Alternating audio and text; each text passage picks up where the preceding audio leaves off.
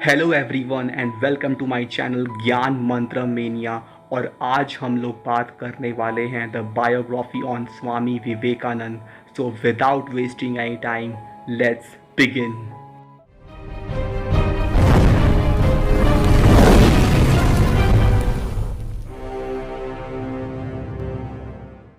क्या आपने भगवान को देखा है? कुछ इसी तरह के सवाल स्वामी विवेकानंद पूछा करते थे जब वो बच्चे थे। और इस वीडियो में मैं आप स्वामी विवेकानंद के लाइफ में बारे में सब कुछ बताऊंगा। जब वो बच्चे थे तो कैसे थे, वो कैसे इतने महान लीडर बने, उनमें ऐसा क्या था जो अमेरिका में सब उन्हें इतना पसंद करते थे। तो ठीक है, फर्स्ट पॉइंट इज़ भगवान पे हमेशा भरोसा रखो। स्वामी विवेकानंद का जन्म 12 जनवरी 1863 में मकर संक्रांति के दिन हुआ था। मकर संक्रांति जो एक फेस्टिवल है, उस दिन गंगा नदी के किनारे बहुत से लोग पूजा करने आते थे। स्वामी जी के घर से उन सब की पूजा और आरती की आवाज़ सुनाई दे रही थी। उनकी मदर भगवान पर विश्वास करती थी। वो बहुत पूजा पाठ किया करती थी ताकि उन्हें एक ऐसा बेटा मिले जो उनके फैमिली का नाम ऊंचा कर सके। एक दिन उनकी मदर भुवनेश्वरी देवी ने सपने में भगवान शिव को देखा। उन्होंने देखा भगवान उनसे कह रहे थे कि वो उनके बेटे के रूप में जन्म लेंगे। ये सुनकर वो बहुत खुश हो गई। उनके आंखों में खुशी के आंसू आ गए थे। इसलिए भुवनेश्वरी ने अपने बेटे का नाम वीरेश्वर, जो कि भगवान शिव का एक और नाम है, रखना चाहती थी, लेकिन उनके फैमिली ने स्वामी जी का नाम नरेंद्र नाथ रखा। उन्हें सब प्यार से नरेंद्र कहकर बुलाते थे। किसे पता था कि नरेंद्र बड़े होकर स्वामी विवेकानंद बनेंगे, जिनकी सब इतनी रिस्पेक्ट करेंगे।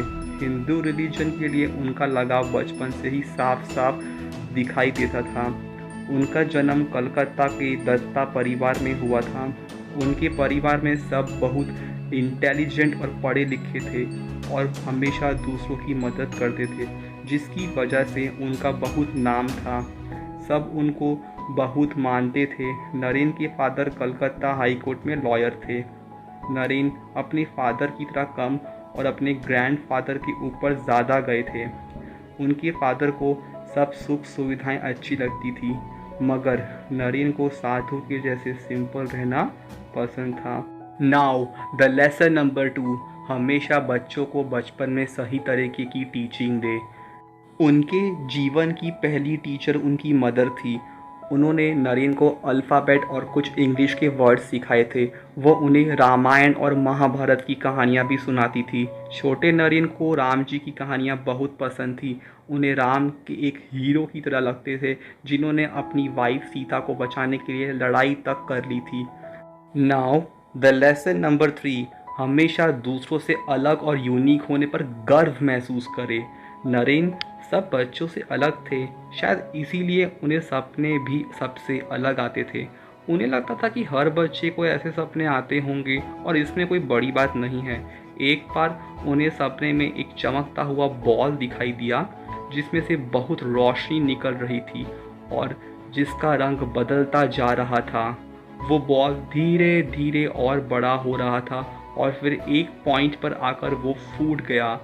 फिर उससे निकलने वाली वाइट रोशनी उनके ऊपर गिरने लगी और उन्हें पूरी तरह से ढक लिया। नाउ द लेसन नंबर 4, कभी भी दूसरी जाति और धर्म के लोगों में भेदभाव ना करें। छोटी उम्र में नरेंद्र जो लोगों पर अलग अलग रिलीजन जैसे हिंदू, मुस्लिम और अमीर गरीब में भेदभाव करने के लिए सवाल उठाते थे। एक दिन उन्होंने अपने फादर के ऑफिस में टबैको पाइप का एक बॉक्स देखा। ये उनके फादर के क्लाइंट्स के लिए था। अलग अलग हिंदू कास्ट के लिए एक बॉक्स और मुस्लिम के लिए अलग बॉक्स रखा था। नरेंद्र ने हर बॉक्स में से टबैको पाइप लेकर ट्राई किया। उनके फादर ने जब ये देखा तो उन्हें बहुत डांटा, पर नरेंद्र ने कहा, मुझे तो इसमें कोई फ़र्क दिखाई नहीं देता। नरेंद्र को हमेशा हर बात जानने की इच्छा रहती थी। सो लेसन नंबर 5, हमेशा नई चीज़ें सीखने के लिए उत्सुक रहे। फिर एक दिन नरेन अपने फादर से पूछते, आपने मेरे लिए क्या किया है? उनके फादर बहुत समझदार थे। उन्होंने नरेन को दर्पण में खुद को देखने के लिए कहा और बोले, अपने आप को इस दर्पण में देखो तो समझ जाओगे कि मैंने तुम्हारे लिए क्या किया है। उन्होंने फिर एक दिन पूछा, पिताजी मुझे अपनी कैसी इमेज को दुनिया के सामने रखना चाहिए? उनके फादर ने कहा, बेटा कभी भी किसी चीज़ को देखकर सरप्राइज मत होना। यही कारण था कि नरेन ने सीखा सबकी रिस्पेक्ट करना चाहिए और किसी को हर्ट नहीं करना चाहिए। सो द लेसन नंबर 6, हमेशा गरीब और अमीर में भेदभाव ना करे। तो नरेन जब वो एक मॉन्क मतलब जो साधु के जैसे रहते हैं बन गए, तब चाहे वो किसी राजा के महल में जाते या किसी गरीब के घर में, वो हमेशा एक जैसा व्यवहार रखते थे। उन्हें अमीर गरीब से कोई फ़र्क नहीं पड़ता था। नाउ द लेसन नंबर 7, लोग सिंपल लाइफ लीड करके भी काफ़ी नाम बना सकते हैं। नरेन जब छोटे थे तो एक दिन उन्हें 2 तरह के सपने आए। पहला, एक बहुत पढ़ा लिखा आदमी है जिसके पास बहुत पैसा है और सोसाइटी में उसका नाम बहुत ऊंचा है। उसके पास एक बहुत सुंदर घर भी है, उसकी वाइफ और प्यारे प्यारे बच्चे हैं। दूसरा, एक मॉन्क जो एक जगह से दूसरी जगह घूमते रहते हैं।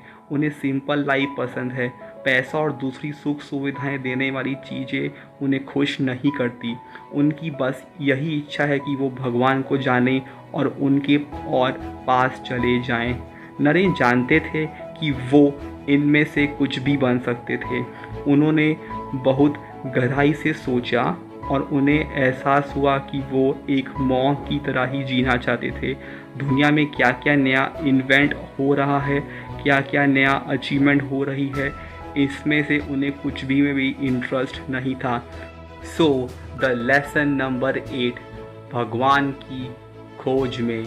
उनके पास एक क्लियर गोल था। उन्हें भगवान को देखना था, उन्हें एक्सपीरियंस करना था कि भगवान से मिलना कैसा लगता होगा। वो चाहते थे कि कोई ऐसा इंसान उन्हें रास्ता दिखाए जिन्होंने खुद ये एक्सपीरियंस किया हो, जिन्होंने खुद भगवान को देखा हो। अपनी इसी खोज में उन्होंने ब्रह्म समाज को ज्वाइन किया। एक दिन उन्होंने इस ग्रुप के लीडर से पूछा, सर क्या आपने भगवान को देखा है?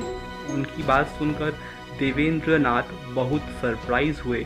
उन्होंने नरेन का मन बहलाने के लिए कहा कि बेटे तुम एक साधु के जैसे हो, तुम्हें ज़्यादा मेडिटेशन करनी चाहिए।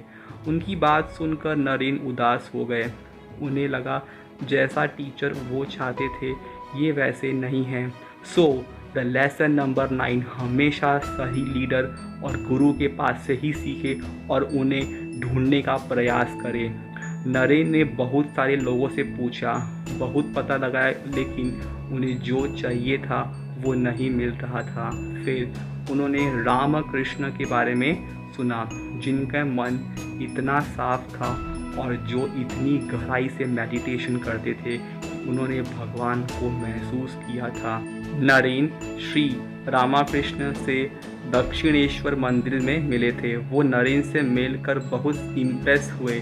नरेन ने पूरे मन से भजन गाकर सुनाए। रामकृष्ण समझ गए कि नरेन दूसरे बच्चों से अलग हैं। ऐसा लगता था जैसे नरेन की आंखें हमेशा मेडिटेशन में ही लीन रहती थी। वो अपने कपड़ों या वो कैसे दिख रहे हैं उस पर बिल्कुल ध्यान नहीं देते थे।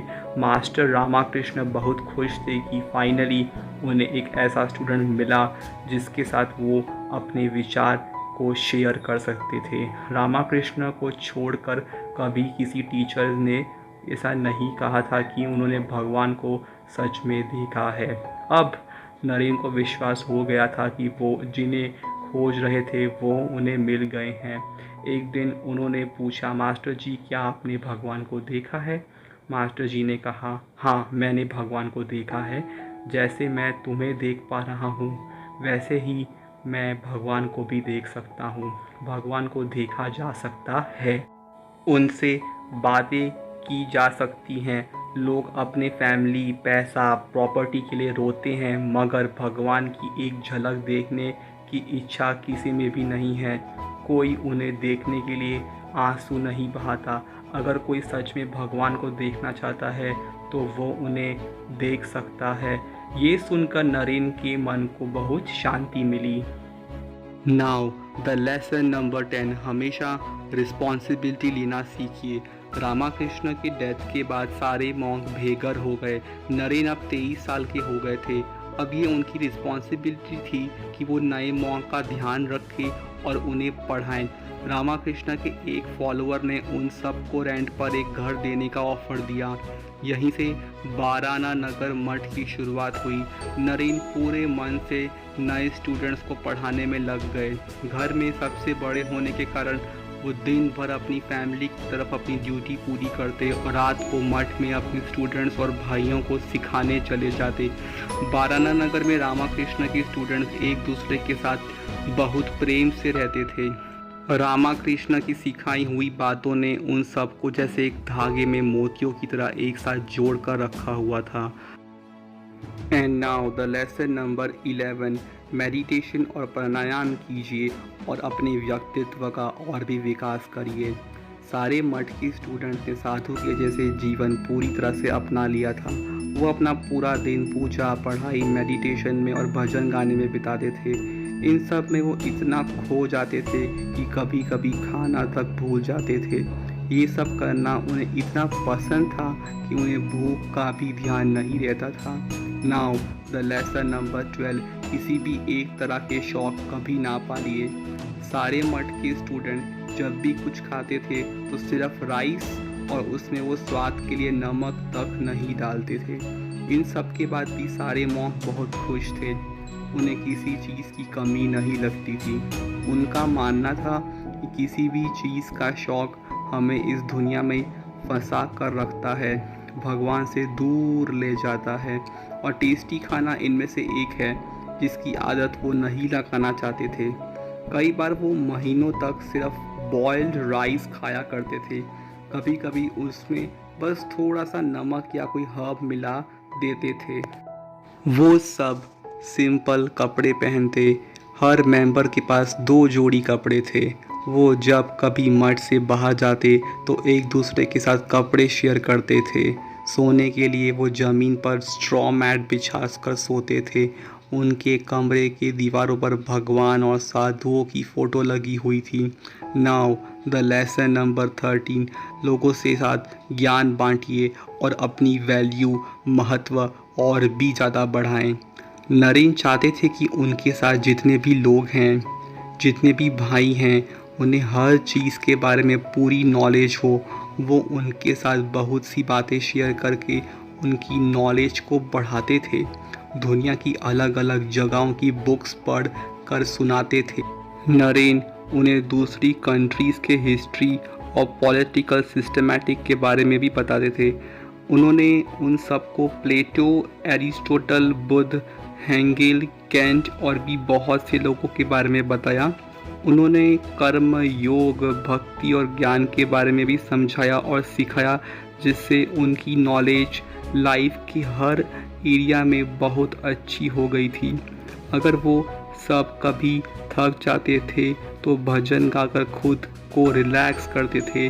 नाउ द लेसन नंबर 14, अपनी अंदर की शक्तियों को पहचानें। एक टाइम आया जब नरेन खुद के अंदर की शक्ति को टेस्ट करना चाहते थे। वो चाहते थे कि सारे मॉन्क इंडिपेंडेंट बनना सीखे, इसलिए वो इस जर्नी पर निकल पड़े। उनकी हमेशा से इच्छा थी कि वो एक साधु की तरह हर जगह घूम सके। अब उनकी विश पूरी होने वाली थी। उनके पास सिर्फ एक डंडा और एक कटोरा था। बस वो ऐसे ही चलते रहे और आगे बढ़ते रहे। इसी ने उन्हें एक सिंपल मॉन्क से स्वामी विवेकानंद बना दिया, जिन पर हिंदुओं को इतना गर्व है। नाउ द लेसन नंबर 15, हमेशा एडवेंचर करना सीखिए। सबसे पहले स्वामी विवेकानंद वाराणसी गए, जिससे इंडिया का सबसे पवित्र जगह माना जाता है। ये वही जगह है जहाँ बुद्ध और शंकराचार्य जैसे संतों को भगवान से ज्ञान मिला। नरेन को यहाँ आकर बहुत अच्छा लगा, मानो जैसे उनमें एक नई एनर्जी भर गई हो। नाउ द लेसन नंबर 16, हमेशा मुसीबतों का सामना करना सीखिए। एक दिन नरेन वाराणसी में घूम रहे थे कि तभी बंदरों की फौज उनके पीछे पीछे चलने लगी और उन पर अटैक करने लगी। नरेन जितना तेज हो सकते उतना भागते। तभी वहाँ एक बूढ़ा मॉन्क ने चिल्लाकर कहा, इनका सामना करो, इनका सामना करो। यह सुनकर नरेन पीछे घूमे। पूरी हिम्मत करके उन्होंने बंदरों को गुस्से से देखा। ऐसा लगा जैसे वो उन्हें मारने वाले हों और सच में बंदर डर कर भाग गए। स्वामी जी ने ये लेसन दूसरे लोगों को भी सिखाया कि लाइफ में आने वाली प्रॉब्लम्स का सामना करना सीखना चाहिए।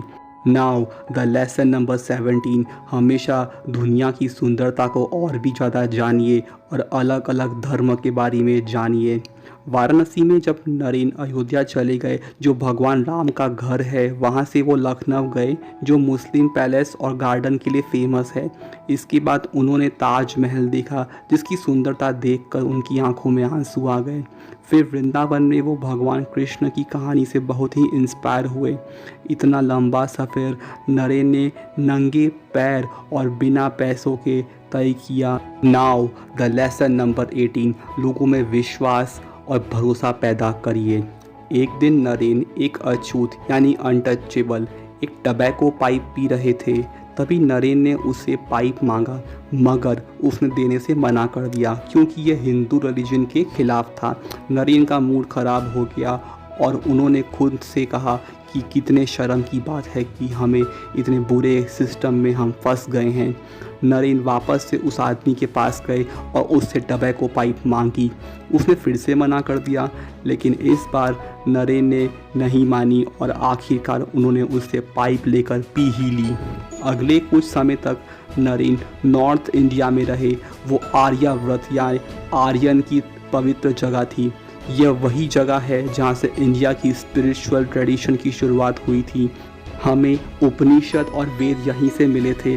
दूसरे कल्चर जैसे हंस, ग्रीक, मुगल ने भी इन पवित्र बुक्स को लिखने में मदद की थी। इसी तरह से तंत्र और पुराण बने। इंडिया सच में एक अनोखा देश है जो इतने अलग अलग रिलीजन और कल्चर से बना है। ये अपने आप में कितना अमेजिंग है कि स्वामी विवेकानंद ने कन्याकुमारी या कैंप कमोडियन तक ट्रैवल किया। एडवेंचर की ये इच्छा ने उन्हें नॉर्थ इंडिया से साउथ इंडिया तक पहुंचा दिया था। नाउ द लेसन नंबर 19, विद्वान सर्वत्र पूजन्त्यु, यानी कि ज्ञानी लोगों की सब लोग आदर करते हैं। रामेश्वरम में स्वामी जी की मुलाकात राजा रामानंद से हुई। वो भी उनके स्टूडेंट बन गए। वो रामानंद ही थे जिन्होंने स्वामी जी को अमेरिका में शिकागो जाने के लिए कहा था ताकि वो पार्लियामेंट ऑफ रिलीजन में हिंदू रिलीजन के बारे में सबको बता सके। राजा ने सारा खर्चा उठाने का वादा किया। लेसन नंबर 20, हमेशा नए नए लोगों और परिस्थितियों के साथ घुल मिल जाए और उसका आनंद उठाएं। स्वामी जी ने कैंप कमोडियन में स्विमिंग भी की। वो अपनी जर्नी पूरी होने से बहुत खुश थे। पूरे इंडिया में घूमकर वो और भी ज़्यादा समझदार और जानकार हो गए थे। और सबसे ज़रूरी बात ये थी कि इंडिया में रहने वाले लोगों की गरीबी और तकलीफ़ के बारे में उन्हें पता चला। नाउ द लेसन नंबर 21, दुखी और पीड़ित लोगों की सेवा करिए। ज़्यादातर लोग वहाँ पे बहुत गरीब थे। लैंडलॉर्ड, रूलर्स और पुजारियों ने बहुत अत्याचार कर रखा था। कास्ट सिस्टम ने लोगों की जीना मुश्किल कर दिया था। स्वामी जी जानते थे कि क्योंकि वो संत थे, उनकी ड्यूटी है भगवान की सेवा करना। मगर स्वामी जी को ये एहसास हुआ कि भगवान तो हर इंसान में है। उन्हें अगर भगवान की सेवा करनी है तो पहले लोगों की सेवा करनी होगी। इसलिए स्वामी जी ने फैसला किया कि वो अपनी नॉलेज और गुणों को लोगों के साथ सेवा करने में यूज़ करेंगे। पर वो ये कैसे कर पाएंगे? उनके पास कुछ नहीं था। उनके सारे फॉलोअर्स भी गरीब थे। तब उनको लगा कि उन्हें दुनिया से मदद मांगनी चाहिए। वो इंडिया की गरीबी और तकलीफ़ को वेस्टर्न कंट्रीज़ के लोगों के साथ शेयर करना चाहते थे। स्वामी जी को अमेरिका में एक होप और अपॉर्चुनिटी दिखाई दी। वहाँ कोई कास्ट सिस्टम नहीं था। पार्लियामेंट ऑफ रिलीजन एक बहुत अच्छा मौका था इंडिया के लिए मदद मांगने का। स्वामी जी ने उन्हें इंडिया का एंशिएंट नॉलेज और ज्ञान मिल सकता था और बदले में इंडिया उनसे मॉडर्न टेक्नोलॉजी के बारे में सीख सकता था। नाउ द लेसन नंबर 22, आपके सच्चे फॉलोअर्स वो होते हैं जो मुसीबत आने पर आपकी मदद करते हैं। कैंप कॉमोरियन में स्वामी जी मद्रास चले गए। अब तक लोग उन्हें पहचानने लगे थे। लोगों ने उन्हें वहाँ पर वेलकम किया। स्वामी जी ने उनको अमेरिका जाने का कारण बताया। स्वामी जी को लोग बहुत मानते थे, इसलिए मद्रास में उनकी बहुत से फॉलोअर्स बन गए। स्वामी जी के ट्रिप के लिए उन सब ने मिलकर पैसे जमा किए। मद्रास में स्वामी जी ने कुछ सालों बाद प्रॉपर प्लानिंग के साथ काम शुरू किया था। जब लोगों ने उनको पैसे दिए तो स्वामी जी ने लेने से मना कर दिए और कहा कि उसे गरीबों में बांट दिया जाए। नाउ द लेसन नंबर 23, हमेशा सच्चा सम्मान उन्हीं को मिलता है जो लोगों के साथ ज्ञान बांटकर उनकी ज़िंदगी बदलते हैं। हैदराबाद में स्वामी जी ने पहली बार लोगों के सामने लेक्चर दिया। इसका नाम उन्होंने माया मिशन टू द वेस्ट रखा। बहुत सारे लोग उनके सुनने के लिए आए थे। उनकी समझ और नॉलेज से वो बहुत इम्प्रेस्ड हुए। पहली बार स्वामी जी को ये पता चला कि वो लोगों के सामने बहुत अच्छे से बोल सकते हैं। नाउ द लेसन नंबर 24, आप सही रास्ते पर हो या गलत, ये भगवान आपको अलग अलग तरीक़ों से ज़रूर बताएगा और संकेत देगा। एक दिन स्वामी विवेकानंद को सपना देखा जब वहाँ पे रामाकृष्ण, जो उनके पहले के गुरु थे, वो समुद्र की तरफ बढ़ रहे थे। वो स्वामी जी को उनके पीछे आने के लिए कह रहे थे। उन्होंने सरादा देवी को भी जाओ बोलते हुए सुना। उन्हें ऐसा लगा कि ये उस लेटर का जवाब है जो उन्होंने अमेरिका वाले ट्रिप के बारे में लिखा था। अब उन्हें समझ में आ गया था कि रामाकृष्ण और माँ सरादा देवी की ब्लेसिंग्स उनके साथ है। उन्हें विश्वास हो गया था कि ये वही है जो उन्हें करना है और वो सही रास्ते पर आगे बढ़ रहे हैं। Now the lesson number 25, journey कभी कितनी भी मुश्किल क्यों ना हो, लेकिन हमें उस यात्रा से काफ़ी कुछ सीखने को मिलता है। बॉम्बे से शिकागो की जर्नी बहुत लंबी थी। स्वामी जी समुद्र के रूट से ट्रैवल कर रहे थे। ये जर्नी उनके लिए बहुत एडवेंचरस थी। उनकी मुलाकात कुछ इंटरेस्टिंग लोगों से हुई। उन्होंने हांगकांग और सिंगापुर के सी पोर्ट्स देखे। वो चाइना और जापान के टेम्पल्स भी गए। शिप पैसिफिक ओशन को क्रॉस कर चुका था। स्वामी जी ने शिकागो जाने के लिए वैंकूवर कनाडा से ट्रेन ली। स्वामी जी को पता चला कि वो 1 महीने पहले ही पहुंच गए हैं। यहाँ तक आने में जितने लोगों ने उनकी मदद की थी, उनमें से किसी को भी इस बारे में कुछ पता नहीं था। अमेरिका के लोग स्वामी जी की ऑरेंज कपड़ों और टर्बन को देखकर हैरान थे। उन्होंने ऐसे कपड़े कभी भी नहीं देखे थे। जब वो रास्ते पर चलते थे तो छोटे बच्चे उनको फॉलो करने लगते थे। नाउ द लेसन नंबर 26, भगवान उन सब की मदद करता है जो अपनी खुद की मदद करते हैं। वहाँ ऐसा समय भी आया था जब स्वामी जी रास्ता भूल जाते थे। उनके पास खाने, रहने और ट्रैवल करने के लिए पैसे नहीं होते थे, मगर उन्हें कोई ना कोई स्ट्रेंजर हमेशा हेल्प कर देता था। स्वामी जी को लगता था जैसे भगवान उनके साथ ही हैं और हमेशा उनको देख रहे हैं। वो इन स्ट्रेंजर्स को उनकी मदद करने के लिए भेज रहे हैं ताकि उनका मिशन ठीक से पूरा हो सके। पार्लियामेंट ऑफ रिलीजन सितंबर 1983 में खोला गया। ये एक मेले जैसा था जो वर्ल्ड से कोलंबियन एक्सपोजिशन नाम के एक इवेंट का पार्ट था। जब क्रिस्टोफर कोलंबस ने अमेरिका को खोजा था, ये उसे सेलिब्रेट करने के लिए मनाया गया था।